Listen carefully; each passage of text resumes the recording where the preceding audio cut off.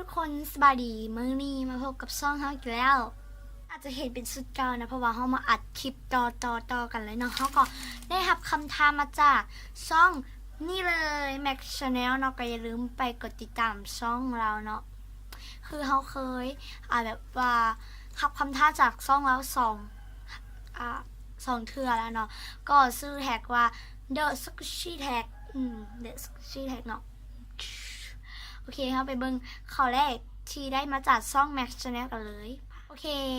ก็เขาจะทริมฮูปไว้เนาะเลยคำท่านี้เนาะข้อที่แรกข้อที่หนึ่งเนาะซูชิที่จะมีโหเลือกมา2สิ้นเนาะก็เลือกมาเป็นนี่จัมโบ้ซาลาเปาเนาะของซูชิฟัน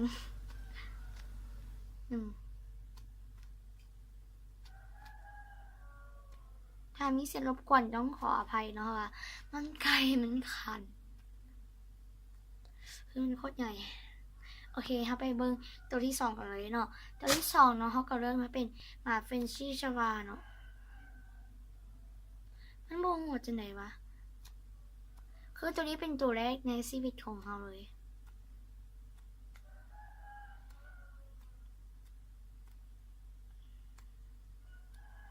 โอเคเข้าไปเบิ้งข้อที่2กันเลยข้อที่2เนาะสุกุชิที่ได้มาใหม่ว่ะอะไรซูเปอร์ชีที่ได้มาใหม่นะคะเริ่มมาเป็นนี่ซูเปอร์จัมโบ้คิงบานาน่าของผู้นี้มารู้มึงแล้วจะไว้เหตุรีวิวเป็นคลิปแยกเนาะ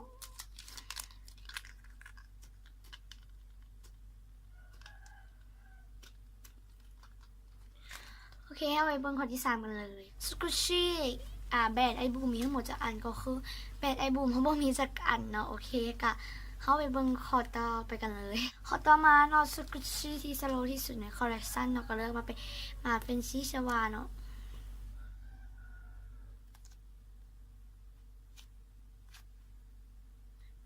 คือมันโคตรสโลว์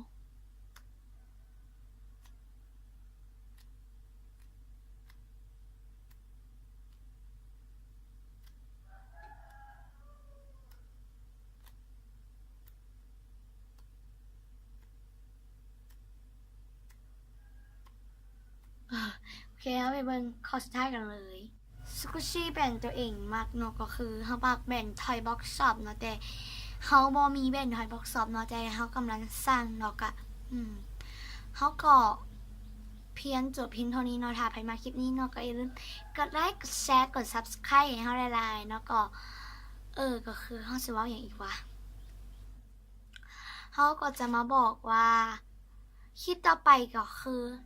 รีวิวสกูชี่คอลเลคชันเนาะก็คือได้รับคำถามมาจากช่องก่อนเนาะคือช่อง Max Channel เนาะคือเราถ้ามา